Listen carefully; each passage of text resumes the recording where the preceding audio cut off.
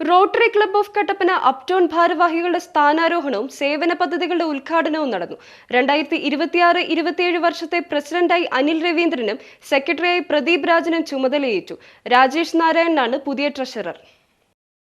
Rotary district governor elect advocate Jaishankar മുഖ്യ അതിഥിയായി പങ്കെടുത്തു. കട്ടപ്പന നഗരസഭാ ചെയർപേഴ്സൺ ജോയി വെട്ടിക്കുഴിയെ ഹോണററി മെമ്പർഷിപ്പ് നൽകി ചടങ്ങിൽ ആദരിച്ചു.